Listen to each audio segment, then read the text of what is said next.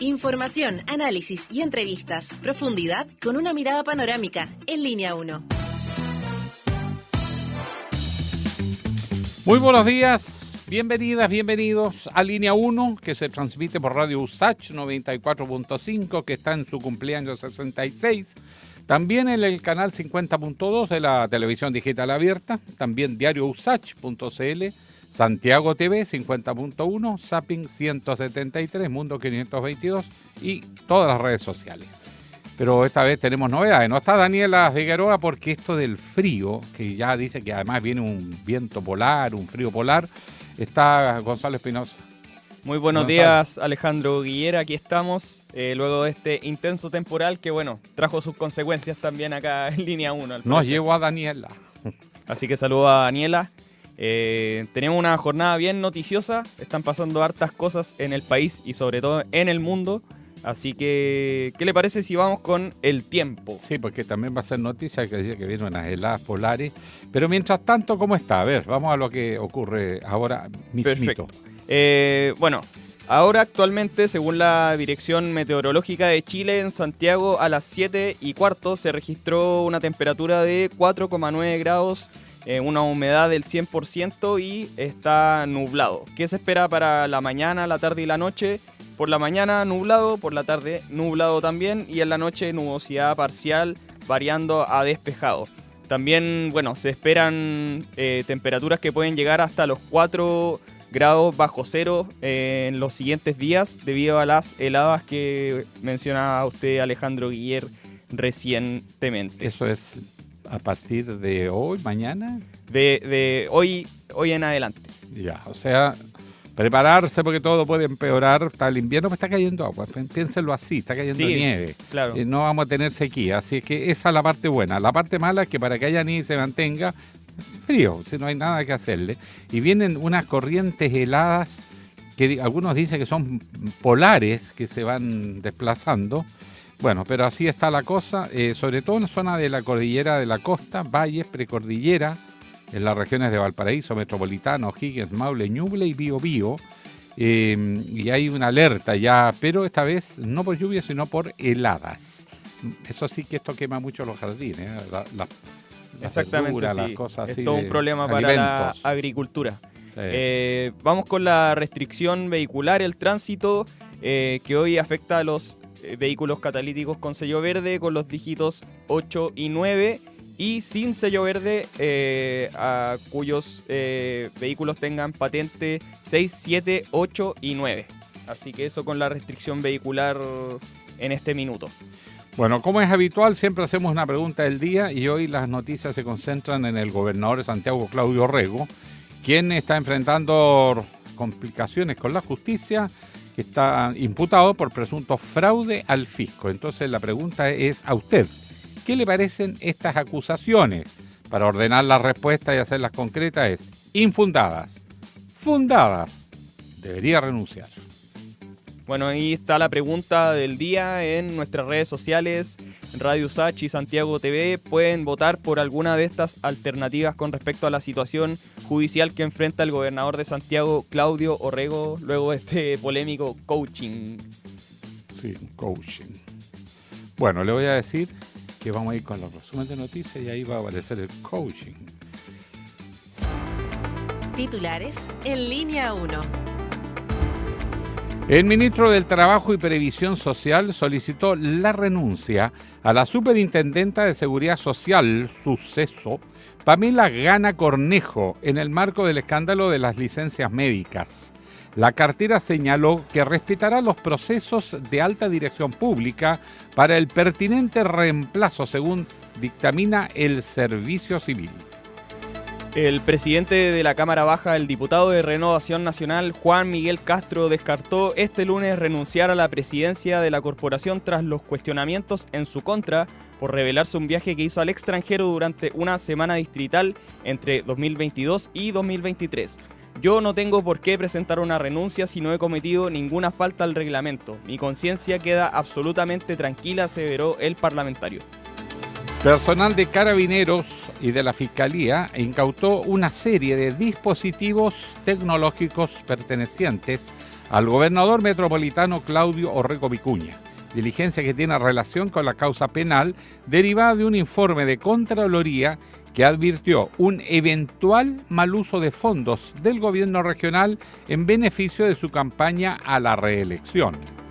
El Ministerio de Educación informó la suspensión de clases para este martes en colegios de 5 regiones del centro-sur del país debido al sistema frontal que azota desde el fin de semana a la zona.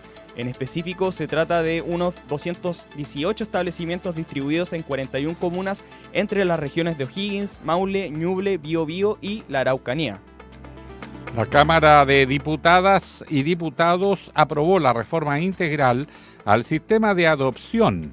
La iniciativa presentada durante el primer gobierno del presidente Sebastián Piñera quedó lista para ser promulgada como ley tras recibir mayoritario apoyo en las 4 votaciones relativas al proyecto que se efectuaron en la sala. En el plano internacional, evacuaciones masivas en Teherán tras el 5º día de guerra entre Israel e Irán, el que ya suma más de 250 muertos en las últimas horas. En las últimas horas Israel bombardeó la televisión estatal e Irán respondió con nuevas salvas de misiles. El conflicto interrumpe negociaciones nucleares y tensa la cumbre del G7 que se celebra en Canadá y donde el presidente de Estados Unidos, Donald Trump, decidió abandonarla un día antes de su conclusión. En medio del conflicto, el presidente Vladimir Putin, se ofreció como mediador entre Israel e Irán en un intento por proyectarse como pacificador global, a la vez que continúa su ofensiva militar en territorio ucraniano. Un diálogo a fondo. Entrevistas en Línea 1.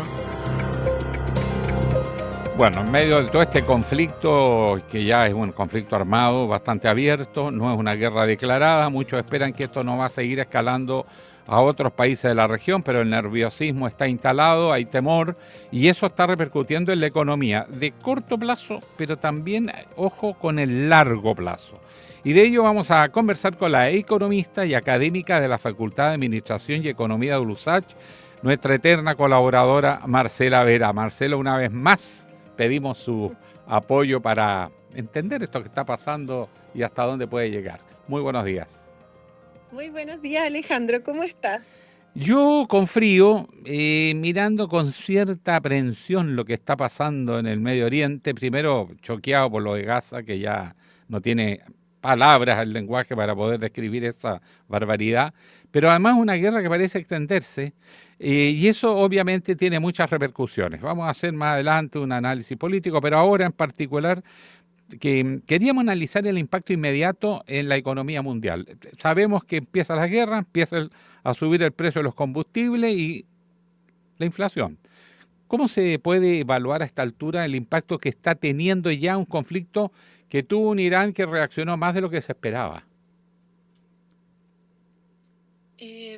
Bueno, es importante comprender que este es uno de los ataques más importantes que ha recibido Irán por parte de Israel desde 1980. No solo se bombardeó la capital y los principales centros de desarrollo científico, sino que al mismo tiempo se dio muerte a algunos de sus principales líderes del ejército. Y por tanto, esta estrategia de ataque masivo, significativo de Israel contra Irán, lo que hace es develar una estrategia de Israel de intentar botar ciertas piezas del tablero. Hay que recordar que ya el 19 de mayo del 2024 ocurre un accidente en un helicóptero del presidente de Irán. O sea, estamos hablando de que casi pasado un año ocurre este atentado. Por tanto, lo que ahí uno puede observar, ya sea por coincidencia o no, es que Israel entonces está atacando a Irán para poder, en definitiva, generar un mayor control sobre el petróleo, que es principalmente el objetivo que ha estado desplegando Israel a través no solo de la guerra contra Gaza, sino que también todas sus acciones militares contra el mundo árabe. Ahora, En este sí, contexto hay una correcto. pieza clave para entender el factor económico, ya que tiene que ver fundamentalmente con quién controla un punto geopolítico que es súper estratégico para poder entonces generar distintas exportaciones de los países árabes respecto del petróleo. Este lugar es el estrecho de Hormuz, un punto entonces que controla Irán y por tanto por ahí pasan las exportaciones de Kuwait, de Qatar, de Irak, de los Emiratos Árabes, de Omán y de Arabia Saudita. Por tanto, genera un control y un fuerte impacto sobre el precio del petróleo, la tensión que se produzca sobre quién controla este punto estratégico, por donde pasan entonces los barcos que llevan el petróleo al mundo. Es así entonces como, en perspectiva, si esta guerra sigue escalando, hay distintos escenarios. ¿Ya? El Correcto. escenario de mayor peligrosidad, diría yo, tiene que ver con el uso de armas nucleares. ¿Ya? Si la guerra sigue escalando y Israel sigue tomando distintos tipos de puntos estratégicos a Irán, va a generar una presión en la cual Irán puede responder con formas mucho más intensas que las que ya ha utilizado anteriormente. El otro escenario de alto riesgo es que en definitiva se cierre entonces este estrecho y por tanto el precio del petróleo pueda llegar a unos $120 el barril. Mm. Actualmente está alrededor entre 72 y 78, han sido los vaivenes desde que inicia este conflicto. Y por tanto, para que los auditores lo comprendan, cada vez que sube el precio del petróleo, la inflación del mundo tiende a subir, ¿ya? Y por tanto, uno podría observar que entonces si llega a estos niveles muy altos de precios, lo que vamos a tener es que, claro, vamos a tener una nueva escalada en donde muy lamentablemente los bancos centrales van a tender nuevamente a reaccionar elevando las tasas de interés y por tanto generando un freno sobre la economía a nivel global. Esta situación entonces nuevamente nos pone en el escenario en donde las autoridades van a tener que elegir entre controlar la inflación o generar un incentivo al crecimiento económico. Ese es el escenario que se produce producto entonces de esta escalada de violencia en los países árabes que generan este impacto en el petróleo. Hay un efecto colateral que tiene que ver también con el crecimiento económico, es decir, también va a haber un impacto hacia la baja en el crecimiento económico si es que entonces esta guerra sigue su escalada y lamentablemente se perdura a través del tiempo. Ahora, generalmente, nosotros no sé si compramos exactamente petróleo en el Oriente Medio o en países árabes o en el mismo Irán, pero lo cierto es que se produce un remesón a nivel global y eso altera todo. ¿Qué es lo que es esperable de acuerdo a las cifras hasta el momento de estos primeros 5 días de conflicto?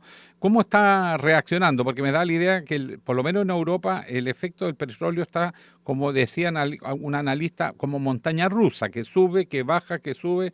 Es una sensación de incertidumbre, pero no, muchos apuestan a que no va a seguir escalando el conflicto y eso tiende a estabilizar. ¿Cómo está golpeando en casa, acá en América del Sur, en Chile?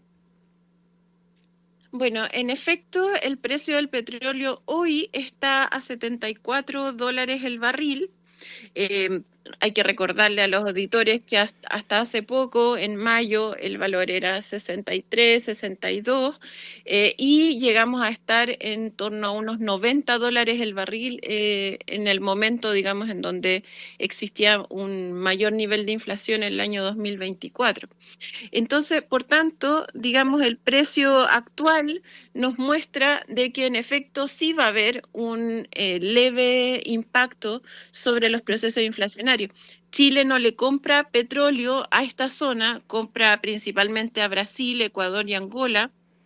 Sin embargo, el precio del petróleo se rige por este tipo de indicadores como lo son los conflictos militares que estallan en el mundo y que por cierto le son tan convenientes a Israel, puesto que Israel tiene muchos recursos invertidos en las bancas financieras. Y por tanto, cada vez que sube las tasas de interés los distintos bancos centrales, quien aumenta su capital es Israel, ¿ya? Producto de ese delta que provoca esa alza en las tasas de interés. Es así entonces como uno debe ver también cuál va a ser el impacto en Chile respecto de esa inflación. Y ahí uno tiene que observar que Chile tiene un mecanismo, que es el MEPCO, que ha ido siendo perfeccionado, Un regulador. que por tanto genera como un equilibrio en el nivel de precio. Entonces, antes era un indicador con un menor tiempo en donde se promediaban los distintos precios, pero ahora son 3 semanas, y esa extensión del tiempo ha provocado que entonces los niveles altos de precios se compensen con los niveles más bajos y por tanto los promedios tiendan a ser más estables y eso genera un impacto entonces controlado sobre la inflación cada vez que sube el precio del petróleo. Entonces, uno podría observar que en efecto se puede producir una alza inflacionaria, no va a ser inmediata, producto de que además hay un retardo en la aplicación de los nuevos precios y que vamos a más bien observar el próximo mes. Ahora hay otros productos que se ven afectados. Un detalle, nosotros dependemos mucho ya de China, que es un gran abastecedor, y bueno, el petróleo iraní es muy importante en la economía china, en su industria. Eso significa que nos puede rebotar indirectamente en el precio de las importaciones de China. Bueno, ese es un ejercicio bien interesante. Irán produce el 4% del petróleo a nivel global. Y por tanto, claro, es un productor significativo, además integra a los países de la OPEP y por tanto hay, digamos, una interrelación entre los países árabes que permiten, en definitiva, que el precio de esta materia prima no caiga tanto en la medida de que disminuye su producción. Esto ocurre con todas las materias primas. Cada vez que hay un control sobre la oferta, eso tiende a elevar un poco el precio y por tanto todos los países que dependen de ese bien estratégico, entonces reciben un poco más de renta. Es así entonces como en este contexto, en efecto, puede haber un impacto respecto del nivel de precios de China. Sin embargo, China hoy día está muy cerca del 0% en términos de inflación, 0,1% fue el último indicador, y por tanto estamos con un proceso de inflación muy baja, lo que genera una ventaja comparativa respecto al mundo muy importante, porque China tiene mucho espacio, entonces para tener inflación, la inflación tiene, digamos, aspectos positivos y aspectos negativos. El aspecto positivo que tiene la inflación es que cada vez que aumentan un poco los precios, lo que hace es que incentiva que los productores, a su vez, produzcan más bienes, ¿ya? Y esto entonces genera un mayor crecimiento económico. Por tanto, ahí uno podría observar un efecto a través de la inflación que podría ser algo positivo. Hoy día China está controlando su inflación por la vía de la reducción de costos en sus empresas, que se están haciendo a su vez cada vez más competitivas y por tanto hay un sistema para poder observar la inflación muy distinto que el de Occidente. Y entonces uno podría perfectamente observar que no va a repercutir de forma importante respecto ni de la provisión de bienes, ni tampoco respecto de aquellos bienes que China a su vez importa, que es en el caso del cobre. Ahora, el ministro de Hacienda, Mario Marcel, se refirió al impacto que puede tener esta guerra, al conflicto entre Israel e Irán, sobre todo se sigue escalando, y dijo que la situación era obviamente preocupante. ¿De qué podemos preocuparnos o ocuparnos antes que nos llegue la tragedia? ¿Qué se puede hacer?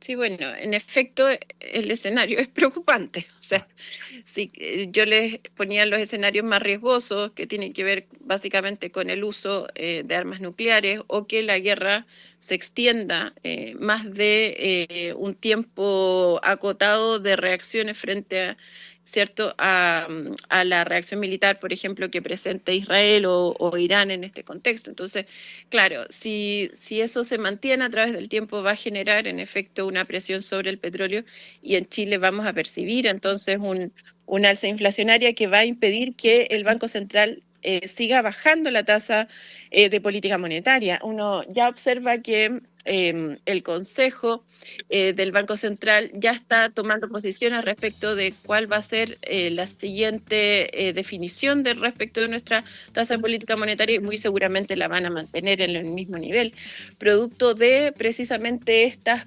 posibilidades que pueda producirse una alza inflacionaria producto de entonces esta alza en el precio del petróleo.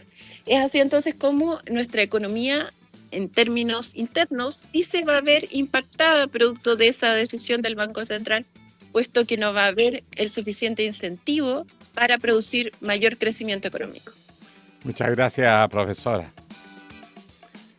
Marcela Vera, economista académica de la Facultad de Administración y Economía de la USACH, analizando los impactos en la economía de este nuevo conflicto que ya es abierto entre Israel e Irán, el más grave desde los años 80, porque ya implica un enfrentamiento directo, abierto, con una réplica de Irán muy fuerte, aun cuando los analistas internacionales todavía están relativamente optimistas de que esto no va a ir a más. Pero es un capítulo más de un escenario que analizamos a continuación. Muchas gracias, profesor. Un abrazo. Muchas gracias a ti, Alejandro, por la entrevista. Yo creo que es bien importante prever que en efecto esto puede mantenerse si es que las negociaciones de estos días, incluida la que pueda hacer Putin, no tienen, digamos, una buena proyección. Si esto no ocurre, va a mantenerse el conflicto y por tanto nuestras autoridades deberían tomar medidas para incentivar el crecimiento económico desde otras herramientas, no solo desde la política monetaria. Muchas gracias. Bueno, vamos a contar. Gracias. 7:52. Vamos a seguir con este tema. Un análisis profundo y con contexto. Llegamos a Estación Editorial. Esta situación que estamos viviendo no es inédita, esta es una guerra larga, es un conflicto largo y se ha hablado mucho históricamente. Lo interesante ahora es analizar otra dimensión, que es el contexto global de lo que está ocurriendo. Ya hemos analizado que el año 2025 va a pasar a la historia como el año que vivimos en peligro, pero no sabemos cuánto va a ser ese peligro por varias razones. Es evidente, y ya lo hemos comentado en este espacio, que Estados Unidos está perdiendo protagonismo y en este conflicto particular se nota más que nunca. Y por otro lado, que hay unas potencias emergentes, China la más importante, que todavía no está suficientemente fuerte como para transformarse en la gran interlocutora o pacificadora de un nuevo orden.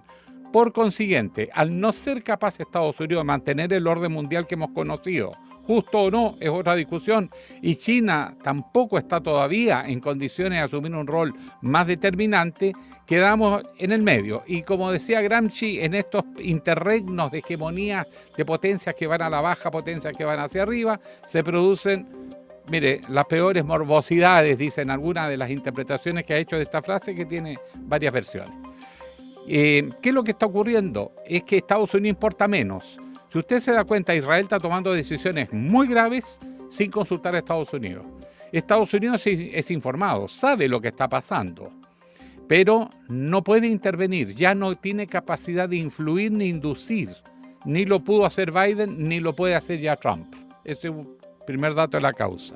China se ve preocupado porque le afecta también a ellos los intereses, sobre todo porque depende mucho del petróleo iraní, pero no es suficientemente fuerte aún como para establecer una nueva regla del juego, un nuevo orden.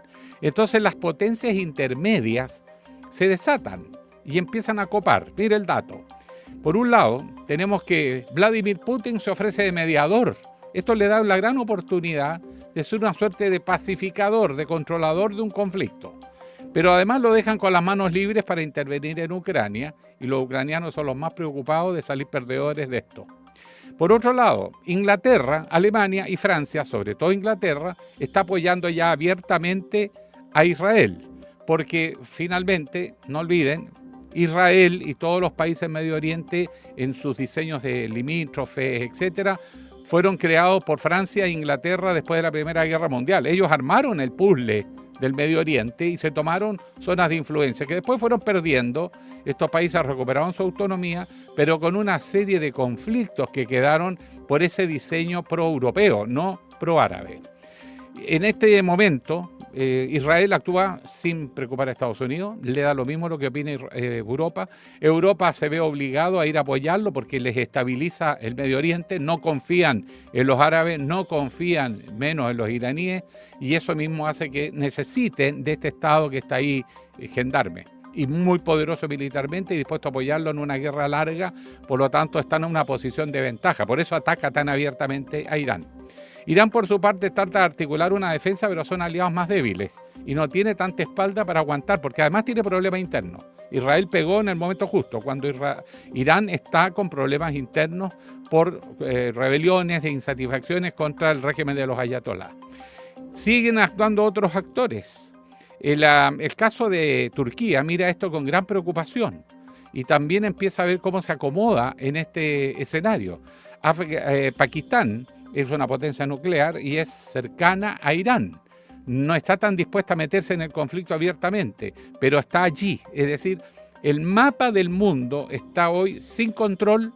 Hay una potencia que ya no es la hegemónica. Estados Unidos, China no es suficientemente poderosa todavía para tomar alguna dirección y control del mundo. Las potencias emergentes o las potencias intermedias toman protagonismo, pero en definitiva este es un caos completo, porque tampoco tienen capacidad de influir más allá de aspectos regionales muy puntuales y se están multiplicando los conflictos donde siempre estallan las guerras, en Europa y en el Medio Oriente. Y eso es lo preocupante, porque la historia enseña, se lo pueden preguntar a profesores de historia, que siempre que una gran potencia ha perdido su hegemonía y emergen nuevas potencias, eso termina en guerras catastróficas. ¿Será ahora la excepción? ¿Cómo se va a conducir este cambio de época? Esas son parte de las incertidumbres que solamente en los próximos meses, quizás años, nos van a decir. 7:57. Una breve pausa y ya regresa Línea 1.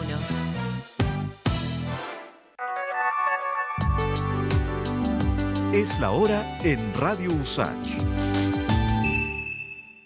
7 de la mañana y 57 minutos. ¿Buscas un respiro en medio de la ciudad? Ven a Parquemed, el pulmón verde de Santiago. Conéctate con la naturaleza y disfruta de la cultura y el deporte. Súmate a nuestras actividades al aire libre, visita nuestros jardines y recarga energías con una vista única de la ciudad. Descubre Parquemed, un parque de todos y para todos. Más información en www.parquemed.cl y en nuestras redes sociales @parquemedminbu. Gobierno de Chile. Chile avanza contigo.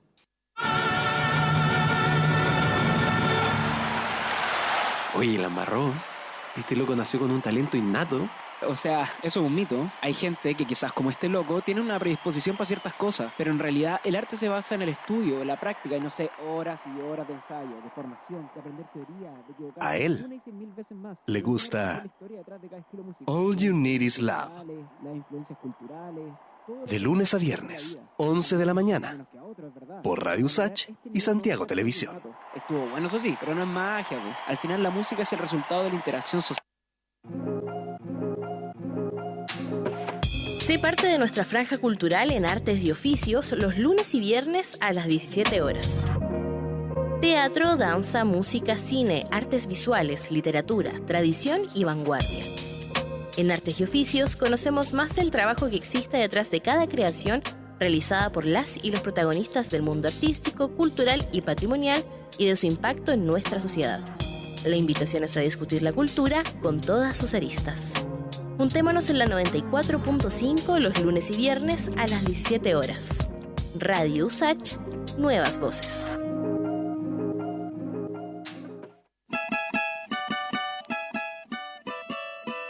A Hora da Saudade. Uma mirada desde las africanidades al mundo. Tejendo conexiones, raízes, influência, ritmos, arte e sabores por meio de la música. Sumérgete en este emocionante, vibrante e diverso viaje intercultural de la 94.5 Radio USACH. A Hora da Saudade, junto a Eugenia Dos Santos. Capítulos estreno miércoles a las 5 de la tarde y los sábados a las 19 horas. Extensión USACH, Aula Records y Radio USACH presentan Aula en Vivo. Cada semana revivimos los conciertos que se realizan en el Teatro Aula Magna de la Universidad de Santiago de Chile, protagonizados por nuestros elencos artísticos, la Orquesta USACH, Sintagma Musicum, el Coro Madrigalista y el Coro Sinfónico USACH. Miércoles y domingos a las 21 horas nos encontramos en Aula en Vivo, un aporte de Extensión USACH, Aula Records y Radio USACH. Nuevas voces. Estamos de regreso en Línea 1. Titulares en Línea 1. El Ministerio del Trabajo y Previsión Social solicitó la renuncia a la Superintendenta de Seguridad Social, Pamela Gana Cornejo, en el marco del escándalo de las licencias médicas. La cartera señaló que respetará los procesos de alta dirección pública para el pertinente reemplazo según dictamina el Servicio Civil. El presidente de la Cámara Baja, el diputado de Renovación Nacional, Juan Miguel Castro, descartó este lunes renunciar a la presidencia de la corporación tras los cuestionamientos en su contra por revelarse un viaje que hizo al extranjero durante una semana distrital entre 2022 y 2023. Yo no tengo por qué presentar una renuncia si no he cometido falta al reglamento. Mi conciencia queda absolutamente tranquila, aseveró el parlamentario. Personal de Carabineros y de la Fiscalía incautó una serie de dispositivos tecnológicos pertenecientes al gobernador metropolitano Claudio Rego, diligencia que tiene relación con la causa penal derivada de un informe de la Contraloría que advirtió un eventual mal uso de fondos del gobierno regional en beneficio de su campaña a la reelección. El Ministerio de Educación informó la suspensión de clases para este martes en colegios de 5 regiones del centro-sur del país debido al sistema frontal que azota desde el fin de semana a la zona. En específico, se trata de unos 218 establecimientos distribuidos en 41 comunas entre las regiones de O'Higgins, Maule, Ñuble, Biobío y la Araucanía. La Cámara de Diputadas y Diputados aprobó la reforma integral al sistema de adopción en Chile. Esta iniciativa, presentada durante el primer gobierno del presidente Sebastián Piñera, quedó lista para ser promulgada como ley de la República tras recibir mayoritario apoyo en las 4 votaciones relativas al proyecto que se efectuaron en la sala. Un diálogo a fondo. Entrevistas en Línea 1.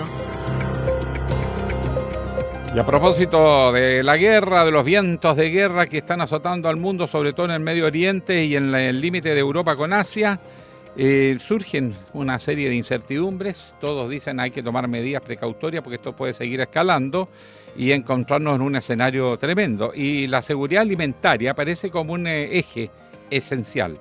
Y la verdad es que no estamos haciendo bien la pega, podemos hacer muchas cosas mejores y de ello vamos a conversar con la diputada Carolina Marzán del PPD, presidenta del Frente Parlamentario por el Hambre y la Malnutrición, porque tiene unos datos que son bien reveladores de cómo se reparte aquí la torta. Diputada, muy buenos días.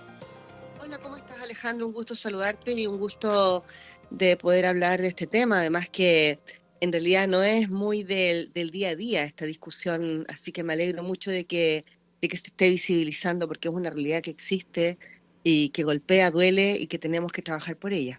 Bueno, de hecho, llama la atención que los debates de ningún candidato de derecha, de centro, de izquierda se está hablando de estos temas. Está todo centrado en 2 o 3 temas exclusivamente, pero la seguridad alimentaria es clave y nosotros tenemos algunas vulnerabilidades. Particularmente, diputada, le pregunto por ese estudio que realizó la Universidad de las Américas, la Facultad de Ingeniería y Negocios, donde habla de cómo se pierden los alimentos en Chile. Y usted habló de ese tema, por eso le hemos invitado. ¿Qué nos puede contar?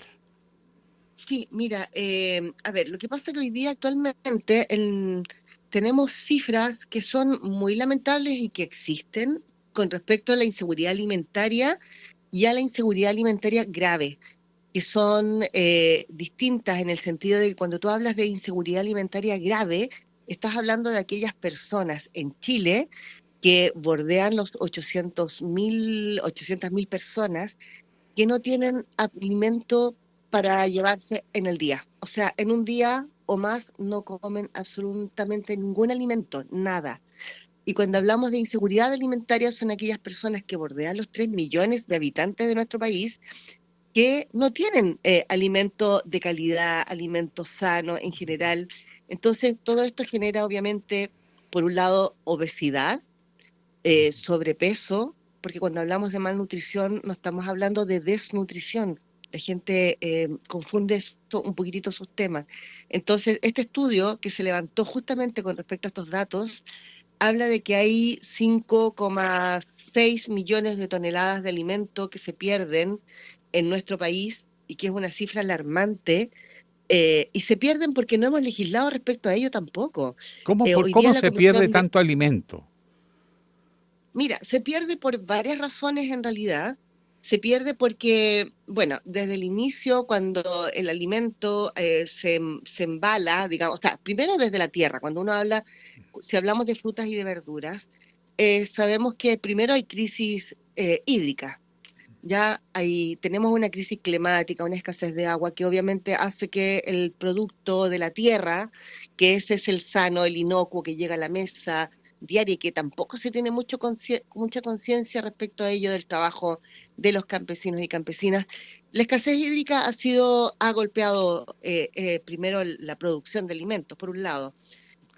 También las plagas que se produce en la tierra, en los campos, afecta también a la producción de alimentos, ¿ya? ¿Eso en qué incide, por ejemplo, cuando hablamos de esta producción, que muchas veces afecta la estética de los alimentos? Entonces, nosotros somos de consumo de alimentos bonitos en general, entre comillas, Que en las góndolas de supermercado, en las ferias, la gente escoge el producto bonito. En circunstancias que si tú ves un alimento, por ejemplo, una zanahoria que a lo mejor no sea una zanahoria gorda, maciza, recta, pierde su valor comercial. Y eso es una realidad también. ¿Y qué pasa con Porque eso que no califica para el mercado? ¿Se bota? ¿Se regala? ¿Qué se hace? es que ese es el tema, que como, insisto, no hay una legislación con respecto a eso, eso es un punto solamente. No hay una legislación, no se obliga de alguna manera a los supermercados, por ejemplo, a entregar estos alimentos y organizarse para entregar estos alimentos a ONG o a instituciones que se dedican a paliar justamente el hambre con personas que lo necesitan, sobre todo cuando pensamos en hogar de niños, niñas y adultos mayores. También el transporte juega un rol muy importante porque no vamos a decir que las calles de nuestro país en general son, salvo las carreteras, obviamente, las concesionadas, en fin, pero en general sufren mucho a través del transporte, los malos caminos, no se pierde la cadena de almacenamiento muchas veces porque el transporte no tiene a veces estos bodegajes refrigerados en buenas condiciones o de la manera que se necesita para esto. Y finalmente, cuando llegamos a los supermercados, ¿qué hace el supermercado para vender estos productos y no quedar, como se dice en buen chileno, ¿cómo se dice? Bueno, como Acachado con el achacados. producto, claro. Acachados, esa es la palabra, entre comillas. Pone ofertas, ¿no es cierto? Claro. Entonces, ¿qué hace la gente? Compra, y resulta que después en tu casa no los utilizas a tiempo y el alimento obviamente se te descompone. Y se va desperdiciando. Entonces se va botando, se va eliminando. Entonces son 5,2 millones, perdón, hago la corrección, no 5,6. Entonces, hoy día en la Comisión de Salud existe un proyecto de ley que va en la vía de legislar respecto a esto, de hacer estas donaciones de alimentos, de que los supermercados también tengan, ¿cómo se llama? Pongan en sus etiquetados las fechas de vencimiento correcta, que se actualicen. Los alimentos pueden perder su valor estético, económico, pero no nutricional, cuando hablamos sobre todo de frutas y de verduras. Tampoco hay educación, Alejandro, con respecto al tema alimentario, por ejemplo, las cáscaras de papas.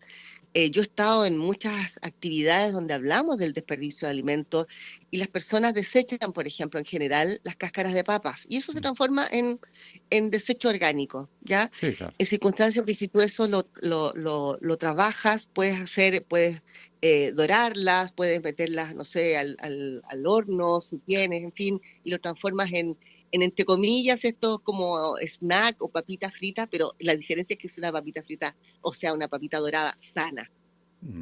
Sí, es cierto. A ver, si nosotros pudiéramos ordenar el naipe para que la gente más o menos diga, mira, yo aquí podría ayudar. Se pierde, ya estamos de acuerdo, 5,2 millones de toneladas de comida y sin embargo tenemos que la gente se alimenta mal. ¿Cómo lo vamos resolviendo? ¿Dónde están los cuellos de botella principales? Lo que se pierde en el hogar, Mira, lo que se pierde en los supermercados, lo que se pierde en el transporte que no reúne las condiciones adecuadas y hay alimentos que se deterioran, es en la producción que no se sacan a tiempo o la helada y la lluvia que cae es encima cierto. y ¿dónde están Sí. los nudos más críticos?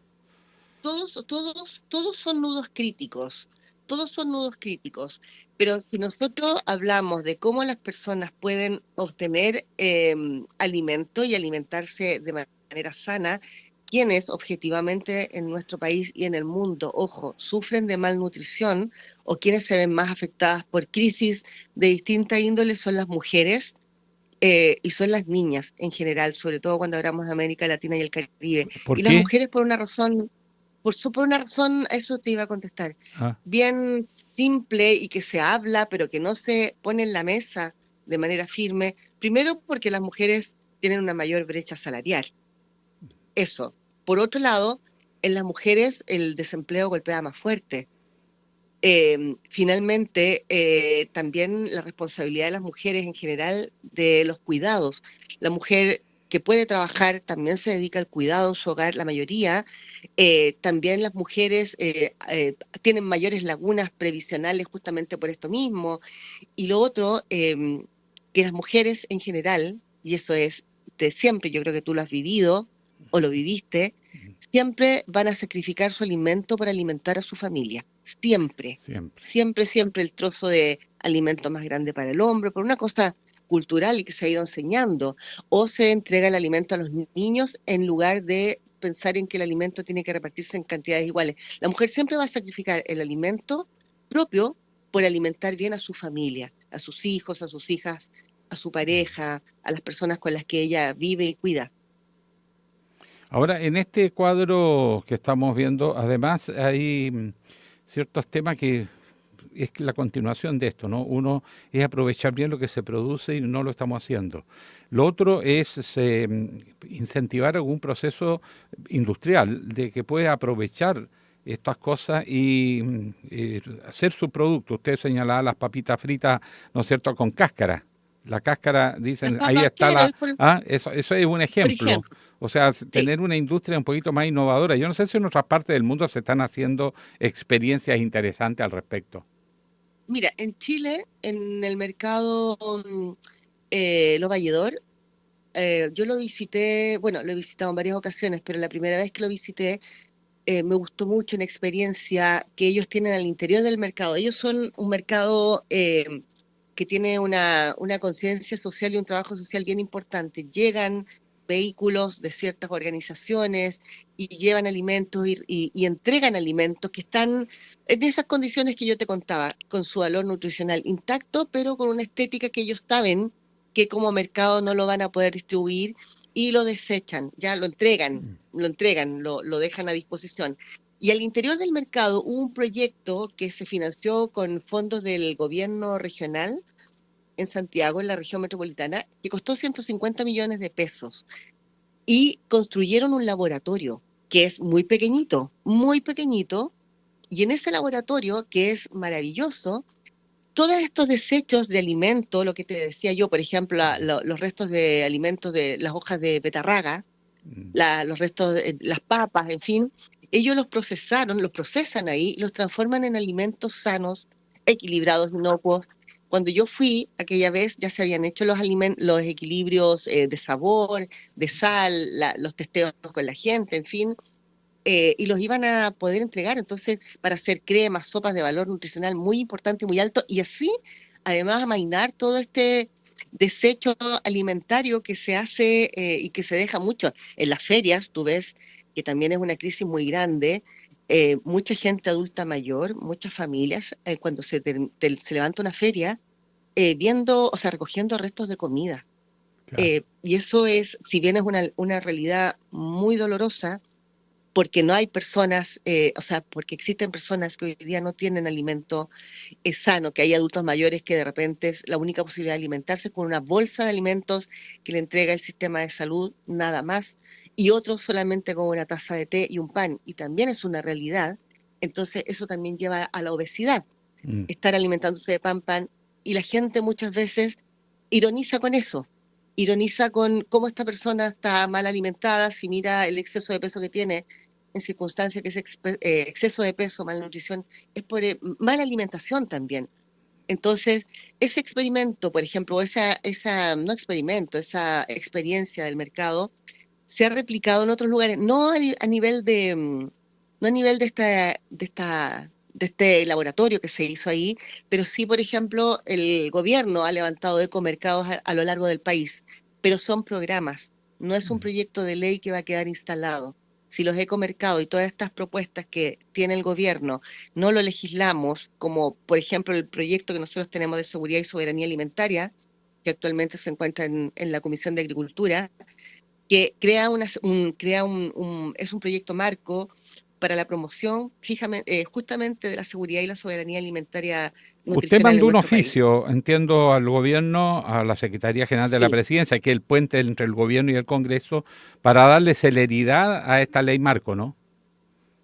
Exactamente, se lo mandé dirigido a la ministra Lobos, a la ministra Secretaria General de Gobierno, al ministro de Agricultura y por supuesto también a DIPRES, porque esto requiere, obviamente este proyecto de seguridad y soberanía alimentaria requiere recursos, pero resulta que cuando fue en el año 2023, estuve encabezando la organización de la segunda cumbre mundial parlamentaria contra el hambre y la malnutrición, que fue en el Congreso, de la mano con la Oficina Nacional de la ONU para la Alimentación y la Agricultura, que se llama FAO, son palabras en inglés. También estuvo la Agencia de Cooperación Mexicana, la Agencia de Cooperación Española, poniendo recursos. Para esto vinieron cercanos a los 200 países parlamentarios y parlamentarias, y el día de la inauguración de esta segunda cumbre, la primera fue el 2018 en España, se interrumpió por pandemia, se hace cada 3 años, el presidente Boric, el que en ese momento era presidente de la Cámara, que era Vlado Mirosevic, y el presidente del Senado, que era el señor Coloma, se comprometieron públicamente a hacer avanzar estos proyectos de ley por la urgencia que tenemos en nuestro país, y también, obviamente, eso fue una respuesta ante el mundo, porque estaban parlamentarios y parlamentarias, como te digo, de los 5 continentes, y esto fue el 2023, el proyecto de ley yo lo ingresé el 2022, y hasta el momento todavía estamos esperando resolver las indicaciones, estamos a 2025, vamos a cumplir 2 años, desde 2 años, perdón, y 3 desde el ingreso, y me ha costado mucho de que ese proyecto avance, a pesar de las buenas intenciones. Y el proyecto también que está en la Comisión de Salud, que es el proyecto que te hablaba de los desperdicios alimentarios, que viene del Senado. O sea, es cosa de revisarlo, aprobarlo, quizás actualizar cifras y devolverlo al Senado para que se despache. Hay un tema que pone el Ejecutivo ahí, específicamente el Ministerio de Salud, que tiene que ver con la fiscalización, porque no hay recursos para fiscalizar a lo largo de todo el país, el asunto de los alimentos, pero yo planteo que esto se haga como un proyecto piloto, que se instale o que se implemente en una región del país, en la región más pobre, que escojamos la comuna más vulnerada a nivel alimentario, a nivel de recursos, en fin, donde haya más adultos mayores también, y se implemente en una como proyecto piloto y partamos erradicando el hambre en una comuna de las 346 que tenemos en el país. Bueno, ojalá le respondan el oficio positivamente. Diputada, muy agradecido de su colaboración con nuestro espacio Línea 1. Muchas gracias a ti, Alejandro, y muchas gracias a todo el equipo de producción por poner este tema que es tan relevante, que es invisible muchas veces y que, como digo yo siempre, al no ser portada de prensa, tampoco hay una gran movilización legislativa y ejecutiva para erradicar el hambre en nuestro país, que tiene cifras lamentables, y en el planeta, por supuesto, también no podemos estar ausentes de ello. Muchas gracias, Alejandro. Muchas gracias. Carolina Marzán, diputada PPD, presidenta del Frente Parlamentario por el Hambre y la Malnutrición. Otro problema que tenemos, claro. Bueno, son las 8:19, vamos a hacer un vistacito a la economía. La economía y tu bolsillo están en Línea Económica. La noticia económica, Gonzalo, déjeme anunciarlo. Gonzalo Espinosa, adelante. Bueno, estamos de vuelta acá con las noticias de la economía en nuestro país, economía para los ciudadanos y ciudadanas, y vamos a hablar de zapatillas y también de medidas que benefician al comercio y los restaurantes de Santiago Centro. Usted sabe que en el centro de Santiago y en los centros históricos de las ciudades, el comercio estaba un poco a la baja debido al auge que han tenido durante las últimas décadas los grandes centros comerciales y los malls. Entonces, en medio de este debate en torno al tema de la eliminación de las contribuciones, el Servicio de Impuestos Internos eliminó el factor comercial en las contribuciones para Santiago Centro y esto fue celebrado por el comercio y los restaurantes del centro histórico. Esta medida beneficiará directamente a más de 3.400 locales comerciales y oficinas ubicados en el centro de Santiago. El 95% de los inmuebles que tienen este factor verán reducido hasta en un 50% sus contribuciones a partir del segundo semestre de este año. Este era un factor que se aplicaba al avalúo de los bienes raíces no agrícolas desde la década de los 90 y bueno, este factor afecta a los bienes raíces destinados total o parcialmente al comercio u oficinas ubicados en áreas comerciales de las principales ciudades del país. Entonces es una medida que de cierta forma viene a impulsar el comercio en estas zonas que están abandonadas. ¿Cómo ha sido la reacción? Se está yendo la gente del centro, efectivamente. Oye, ¿y los jubilados no han dicho nada? ¿Jubilados, Montepiá, viuda, todo eso? Todavía no hay... Ya, ministro, póngale empeño, ya. Pero bueno, ¿cómo fue la reacción de los gremios? Esta fue una medida que fue considerada positiva por la Cámara Nacional de Comercio, la Asociación Chilena de Gastronomía y la Cámara de Comercio de Santiago, por supuesto. Sin embargo, también generó ciertas miradas enfrentadas en los expertos tributarios, que son los que se encargan de analizar cómo esto va a afectar la recaudación fiscal. Ya. Así que esas son las, reacciones que ha dejado esta medida Alejandro Guiller. Hay que apretar por la evasión y la ilusión y ni siquiera es necesario subir los impuestos. Corregir algunos beneficios, por ejemplo, los subsidios que están de más, exenciones tributarias que en Chile no se explican, más que por intereses de grupos corporativos, en fin. Y a propósito que me dijo usted iba a hablar algo más que me interesó mucho. Exacto. Porque yo soy deportista, usted sabe. Usted es deportista. De hecho, ayer andaba con zapatillas y se le mojaron por la lluvia. Sí, anduve todo el día con los pies mojados y no me enfermé. Qué bueno que pueda estar acá. Le dije vamos a hablar de zapatillas, pero no vamos a hablar de las zapatillas para correr, sino de las que se conectan a la electricidad. ¿Por qué, dirá usted? Golpe eléctrico. Porque existe riesgo de incendio. Esta es una alarma que levantó el CERNAC para casi 12.000 alargadores que fueron vendidos en nuestro país. Ah, usted está hablando de las zapatillas donde se ponen los enchufes. Exacto, de esas zapatillas. Ah, yo dije, ¿cómo? Zapatillas eléctricas, pues toco el agua y... No, son las zapatillas para conectar a la electricidad. Sí, yo uso zapatillas. Claro, el uso coloquial. El computador. Exacto.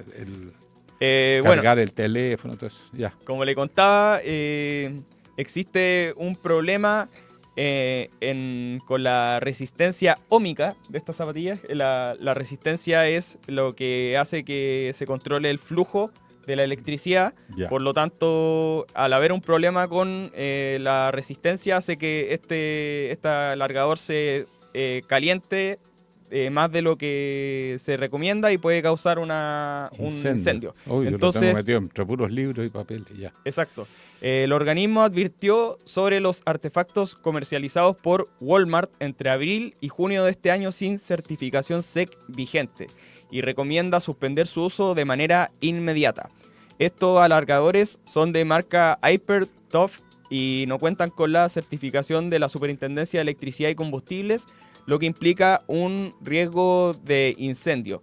¿Cuáles son los modelos afectados por esta falla en la resistencia? Son modelo Mod 125, mod 127 y mod 133.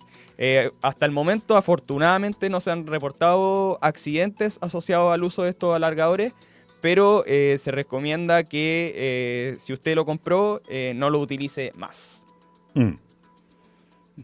La inversión perdida, pero seguridad. Sí. Gracias, Gonzalo. Seguridad ante todo. 8:25.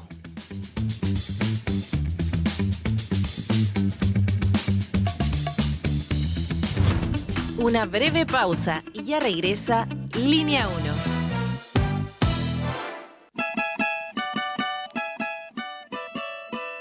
A Hora da Saudade. Uma mirada desde las africanidades al mundo.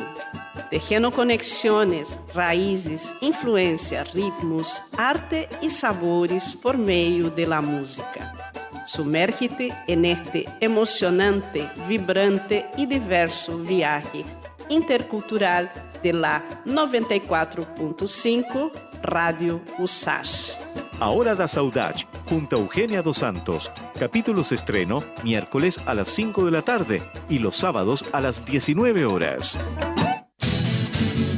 Todos los días a las 12 en punto te invitamos a hacer un recorrido por los sonidos más profundos de nuestro país.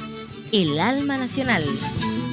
La trova, el canto de raíz, folclore y fusión que unen generaciones. Y cada viernes con música en vivo en las sesiones de El Alma. El Alma Nacional.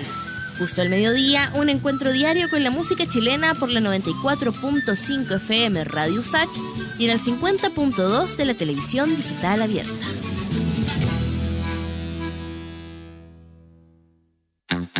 En Enlace USACH aportamos a un debate democrático y diverso más allá de la contingencia, de la mano de una amplia red de panelistas, nuestras nuevas voces. Por una mirada desde la academia, analizamos y proyectamos la actualidad, invitamos a conocer diversas iniciativas en el territorio y damos espacio a esas actividades deportivas que merecen mayor difusión. Enlace USACH, de lunes a viernes desde las 9 de la mañana por la 94.5 FM y el canal 50.2 de la señal digital abierta.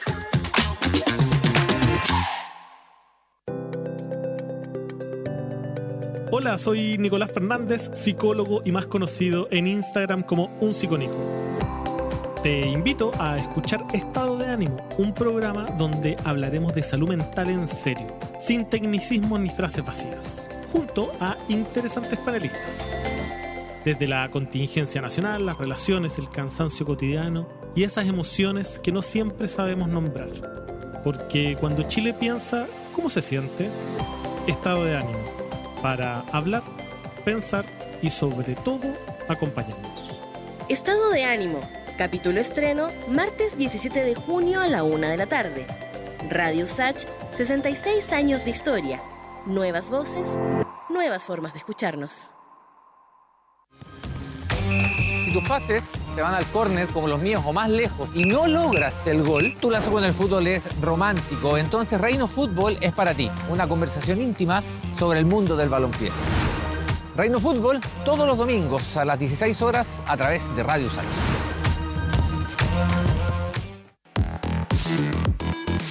En Simple Texto pasamos revista a la agenda de futuro para anticipar y abordar los desafíos que se presentan en tiempos de cambio para la sociedad. En esta tercera temporada volvemos a congregar las propuestas sostenibles e innovadoras que buscan el bienestar colectivo y a largo plazo. Y lo hacemos con la academia, centros de pensamiento, polos de innovación. Todos y todas están convocados para un análisis profundo. Sin pretexto.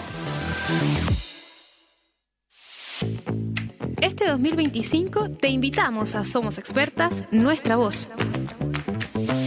En esta segunda temporada podrás seguir conociendo las historias de vida de distintas mujeres expertas, sus trabajos, estudios e investigaciones que buscan hacer de este mundo un lugar mucho más justo.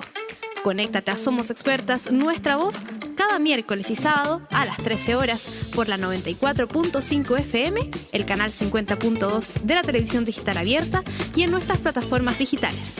Radio USACH, nuevas voces. El antiguo arte de leer no pasa de moda en Radio USACH. Siempre estamos leyendo miradas, intenciones, entre líneas y muchos libros. Novedades de todos los géneros, formatos y estilos. Novelas, ensayos, poesía, historia. Autoras y autores consagrados y emergentes, de editoriales independientes y masivas. Nada se nos escapa en Frecuencia Literaria, porque compartir lecturas es compartir mundos. Sintoniza con nuestra Frecuencia Literaria cada martes y jueves a las 17 horas por la 94.5 FM Radio Sach. Estamos de regreso en Línea 1. Un diálogo a fondo.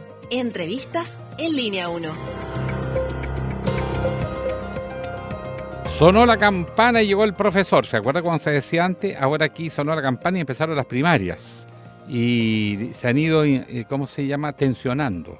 Entonces hay unos grupos políticos que dijo que ya no iba más a la moneda, al comité político, como consecuencia de la manera como hace campaña otro candidato. Y ahí estamos, en medio de todo esto. Pero analicemos qué le parece a usted el contenido, las estrategias que están en juego, cómo se tratan de posicionar en una competencia que está bastante más reñida de lo que muchos pensaron. Y de ello vamos a conversar con Jimena Jara, que es experta en comunicación política, particularmente en narrativa política. Eso me imagino cómo se construye el imaginario, el discurso. ¿Va por ahí la cosa, profesora Jara? Buenos días. Buenos días, Alejandro. Gracias por la invitación. Va por ahí, sí. Es básicamente, y en chileno, cómo contamos el cuento que queremos contar. Ya. ¿Y hay cuento aquí o no, pura pelea? Detrás de esta... Agarró vuelo, las tensiones dentro del oficialismo. ¿Es esperable que marquen las diferencias en forma tan drástica o eso puede ser un error finalmente por mostrar una coalición que está pegada con saliva, dirían algunos? Las dos cosas al mismo tiempo, yo creo. Ya. O sea, creo que por un lado era mala la idea del inicio de esta primaria. Enfrentamos un inicio de estas primarias donde todos eran muy amorosos y costaba ver como diferencias, porque todos querían ir en el mismo pacto y lo que más les importaba era la unidad y estaban todos muy de acuerdo en que este gobierno lo ha hecho bien y que se podía hacer mejor. O sea, estábamos hablando tímidamente toda la primera fase de esta campaña de primarias. Y la segunda parte, que tiene mucho sentido marcar distancia, porque si no, no llamamos a la gente a que vaya, ¿no? La dificultad de esta primaria es que por un lado es una primaria voluntaria, es decir, el que no se siente motivado no se levanta a votar ese día, y por lo tanto, si estamos todos de acuerdo, no es un buen ambiente de primaria. Necesitamos tensionar un poco, necesitamos que entren en calor estas primarias, pero en este momento estamos en un momento en que se pasaron de temperatura. Se pasaron 4 pueblos. ¿Por qué? ¿Quién se pasó más? ¿O todos? Claro. Mira, es difícil de gobernar este dispositivo de cuánto se calientan o no las campañas, ¿no? Esto no es una cuestión que uno pueda apostar a priori. Y aquí el único recuerdo que teníamos como sector político de primaria, me refiero al sector de la centroizquierda, es las primarias de Bachelet. Y esa primaria de Bachelet con Velasco, con Orrego, y qué terrible que se me están olvidando algunos nombres, fue una primaria en la que todo el mundo sabía quién iba a triunfar y por lo tanto, si bien quisieron marcar sus propuestas, de todas maneras la trataron con mucha deferencia, porque si no era bastante claro que ellos o sea, no soy candidato, por lo menos agarro cargo en el gobierno, no me puedo pelear con el que va puntero. Es una cosa así. Claro. Y ahora no va Entonces, nadie puntero y se dan con todo. Entonces ahora, claro, y esto parece que en Chile es más frecuente de lo que nosotros pensamos que podía ser, porque en las primarias de la derecha, aún sabiendo que Piñera era el mejor aspectado, me refiero al segundo gobierno de Piñera, a la segunda campaña de Piñera, las discusiones con Osandón, por ejemplo, eran feroces. Y también la disputa entre Sichel y Lavín en la primaria de la campaña que no ganaron en la derecha, tampoco fue tan amable. Entonces, lo que es más frecuente es que en la campaña se generen heridas que después es difícil restaurar, porque eso es lo difícil. Pues estamos en este momento en que quién se destaca más y quién le pega más fuerte al otro para destacarse, pero después hay que volver a hacer un pacto. Entonces esto es muy difícil. de hacer. Ahora, lo que se queja el equipo de Carolina Toá es que el equipo de Gonzalo Winter han puesto el centro del debate en un conflicto que ya se vivió en las elecciones pasadas, que era, ¿no es cierto?, la supremacía en el fondo del Frente Amplio, lo nuevo, que es tan limpio y que la concertación es corrupta y que pero van a ser sus aliados. Además, mal que mal, entraron al gobierno cuando el gobierno estaba, pero a la deriva, en el primer año. Claro. Entonces, bueno, ¿cómo van a compatibilizar la necesidad de marcar diferencias, porque las hay, con mantener un mínimo de espíritu cívico para que después no salga cada uno por su lado? Porque ese rumorcillo está circulando. Claro, si ya se está diciendo que ya se está poniendo en duda por distintas partes si acaso va a permanecer este pacto o no después de las primarias, y efectivamente esos mínimos de trato cívico hoy día están puestos en tensión. Yo no creo que se haya pasado una línea roja todavía, pero evidentemente, y concretamente la campaña de Gonzalo Winter, y específicamente ese spot que se llama la mesa del poder, ¿cierto?, es el que está tensionando más la conversación, porque es un golpe bajo, ¿cierto? Entonces, por más que la campaña de Gonzalo Winter diga que no es un golpe bajo, que no están hablando de la concertación, evidentemente están hablando de la concertación, están hablando del CAE, están hablando de las concesiones, y esa mesa del poder es una mesa que evidentemente apunta al imaginario de la concertación. Entonces, con mucha justicia hay resentimiento porque creímos que este diálogo estaba superado o que esta deriva del diálogo estaba superado y que un gobierno después, y habiendo pasado escándalos como el de Procultura, Democracia Viva, etcétera, ya no íbamos a jugar a quienes son los puros y entendíamos que la corrupción es un mal que nos puede afectar a cualquiera. Pero claro, eso tensiona mucho más la conversación.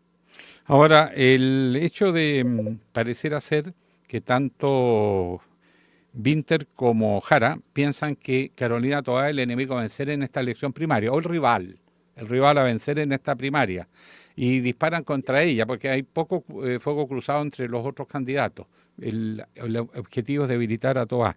No sé si a esta altura ella es o no la primera en las encuestas, por lo menos parece que está bastante en disputa, pero Carolina Toá en este contexto tiene sentido que se agarre con Winter, que va tercero claramente, y no concentrarse en Jara, que sería lo lógico en un diseño político.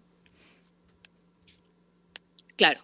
Hay que pensar que el diseño político de las franjas y de las campañas es anterior a lo que estamos viviendo en este momento. Entonces, la franja, por ejemplo, fue diseñada pensando que Carolina Toá iba a ser el rival más fuerte.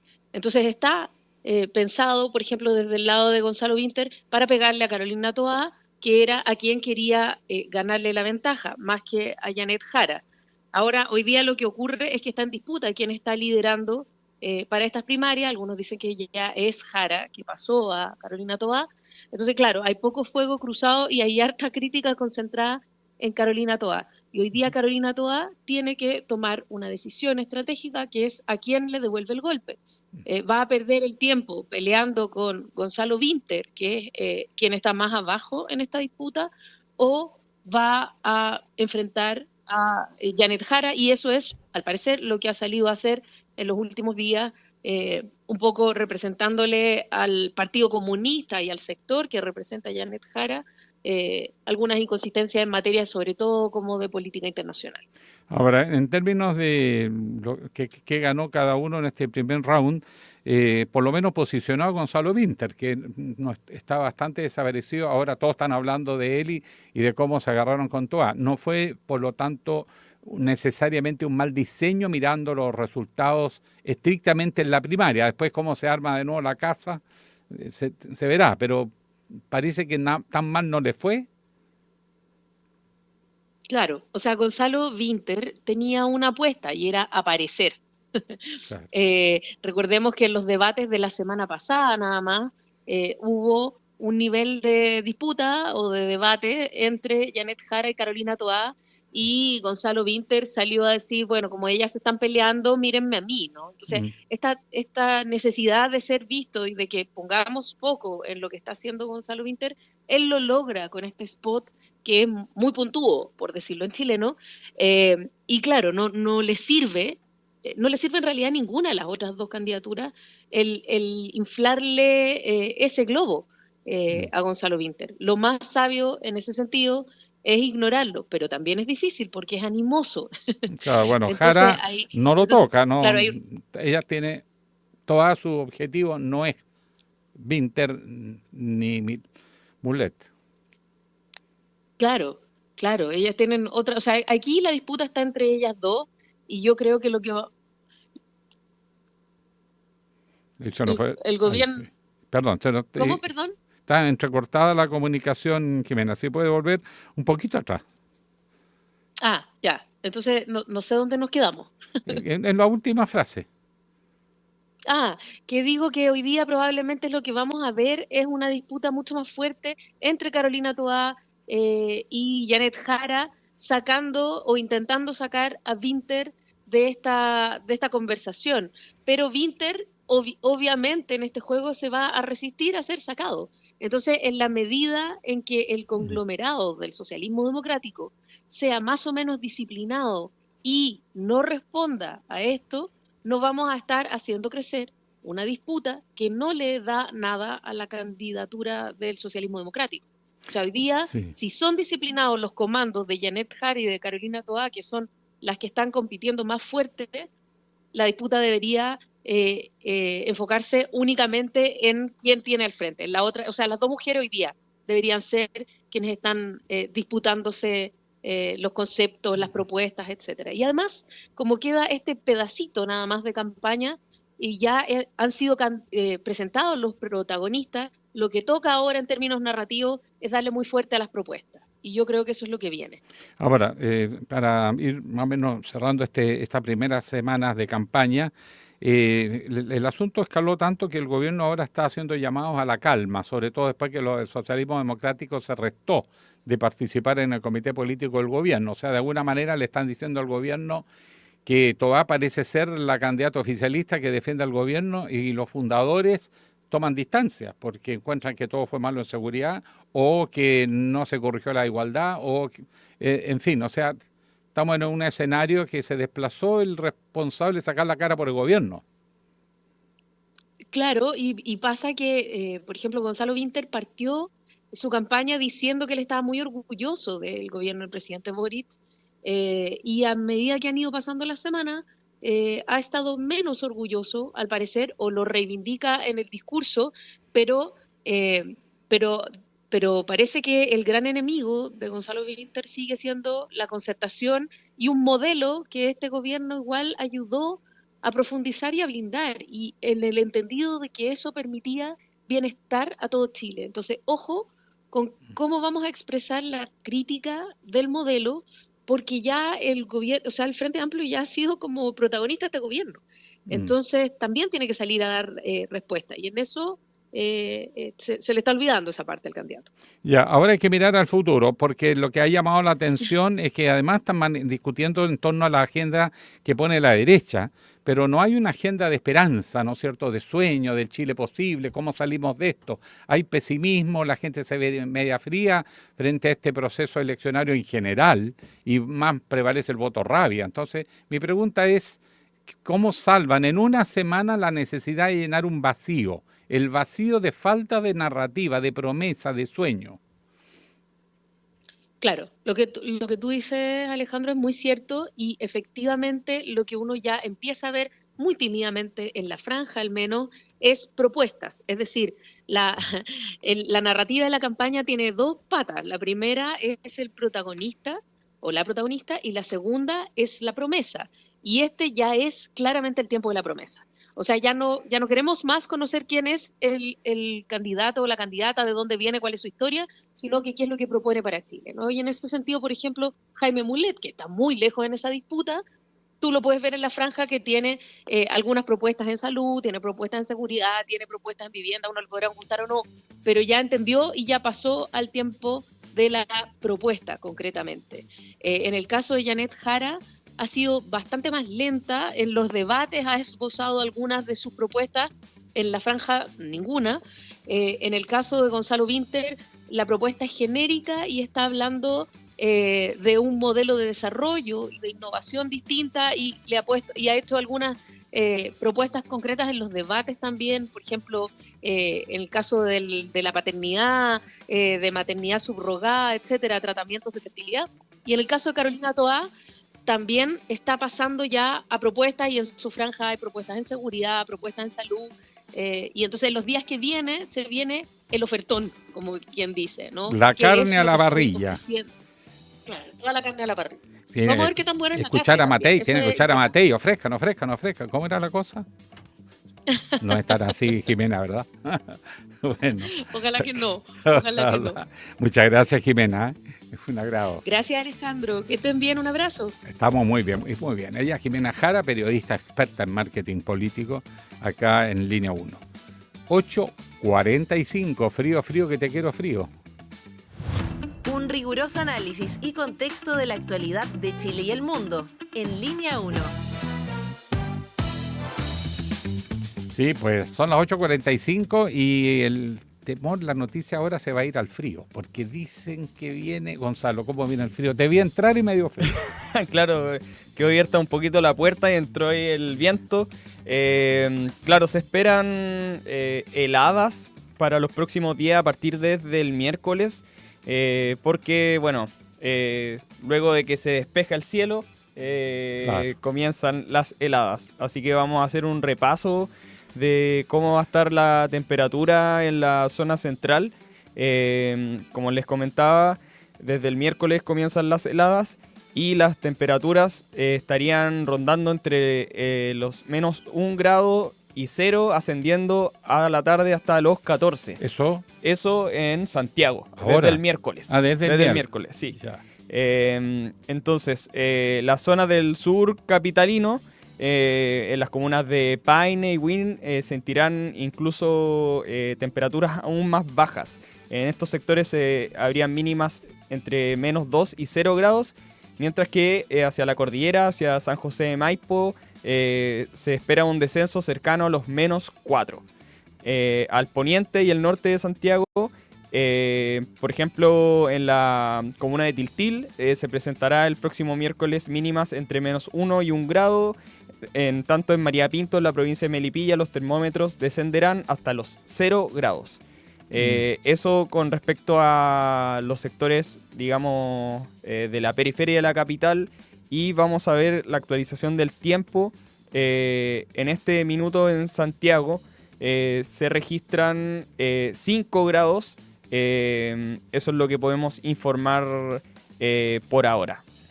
Ya, me gusta el frío. Fortalece. ¿Te gusta el frío? Los países que más progresan son los países donde hace más frío. Exacto. Dicen algunos. Teoría geopolítica, por supuesto, ideológica, pero porque los otros no tienen que trabajar tanto, pues si la naturaleza les ha dado todo, serían tontos que estuvieran haciendo lo mismo. Claro. Pero sí. Y dicen además que los pueblos del sur, o sea, del norte, del extremo norte del planeta, son más fríos, son más ponderados, son más austeros. En cambio, son lo del Mediterráneo para abajo, son más sensuales, más sensibles. En suma, lo pasan mejor. Lo pasan mejor. Sí. Bueno, muchas gracias. Son las 8:48. Gracias, Gonzalo. Las noticias que marcarán la jornada. Ahora, la agenda del día. Estoy aquí mirando mi agenda. ¿Usted tiene agenda también? Yo tengo la agenda del día acá, Alejandro. Y bueno, a las 9 horas de hoy, a un año de la promulgación de la Ley Integral contra la Violencia, la ministra de la Mujer, Antonia Orellana, presenta el nuevo Sistema Integrado de Información sobre Violencia de Género, iniciativa que busca fortalecer la coordinación interinstitucional para una respuesta más eficaz frente a la violencia contra las mujeres. Bueno, también le digo, en el gobierno hay preocupación, ya salió una noticia que habla de que están pidiéndole a los candidatos a las primarias que bajen un poco el tono, que no se agarren tanto, porque ahí empieza a haber preocupación en la moneda, sobre todo después de que los representantes del socialismo democrático decidieran no participar en el comité político el lunes, y ahora ya están los llamados a la concordia.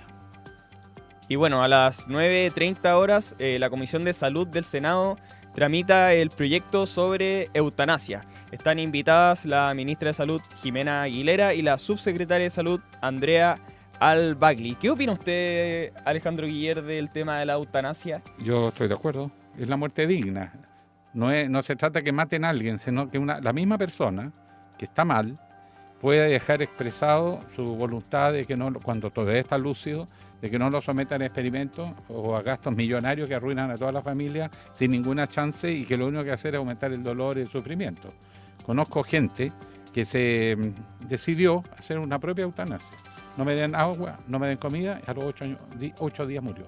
Bueno, ¿por qué? Pues se ahogaba, ya no podía respirar, no había manera, entonces es un tormento. Pero claro, súper dolorosa esa forma Claro. de aplicarla. Me imagino que hay métodos más, digamos, amigables para poder llegar a la muerte. Claro, le ponen un sedante, o sea, acompañarlo, si tampoco se trata que le inyecten algo para matarlo. ¿Le tocó a usted debatir de alguno de estos temas? Debatir no, pero me tocó vivir. Por ejemplo, cuando era presidente del Colegio de Periodistas, me tocó varias veces colegas que estaban muy mal, que la familia estaba desesperada, y uno se daba cuenta que eso es lo único que estaba sufriendo, y tener la posibilidad de un contacto con personas que estaban en esa situación, que terminaban con desesperación y claramente indicándote que no querían más.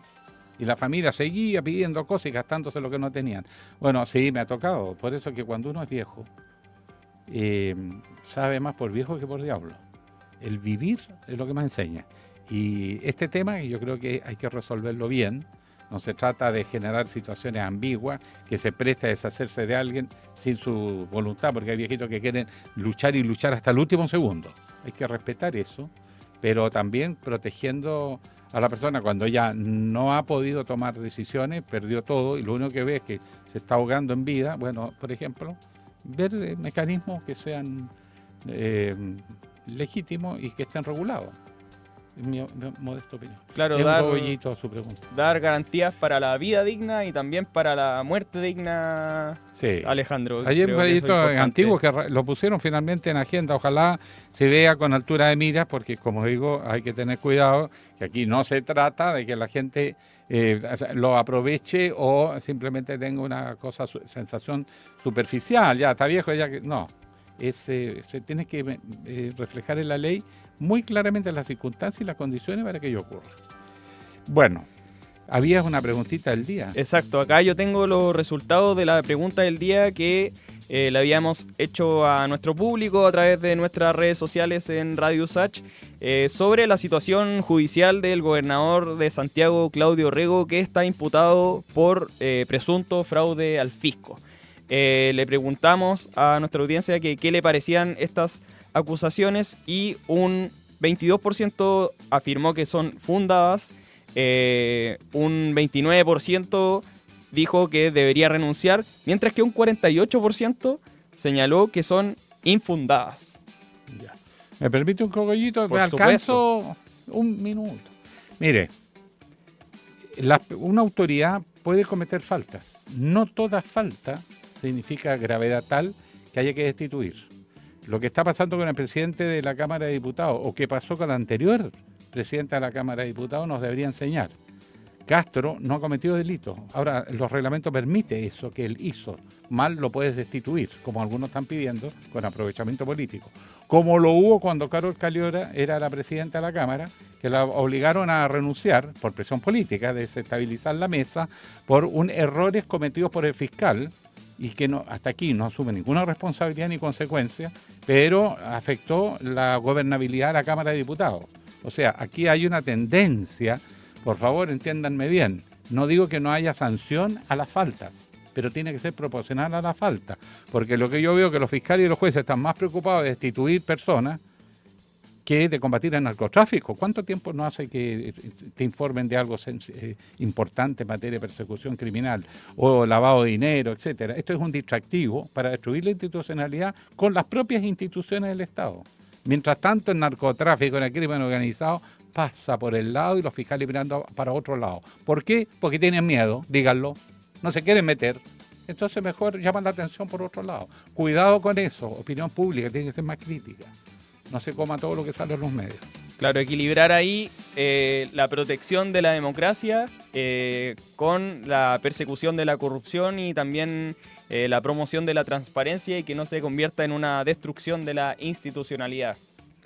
Estamos con ese pensamiento positivo, nos vamos. Por su compañía, muchas gracias. Esperamos que Daniela esté mañana recuperada porque se enfrió ayer. Le mandamos saludos a recorriendo el campo. Daniela. Daniela, cuídate. Te esperamos.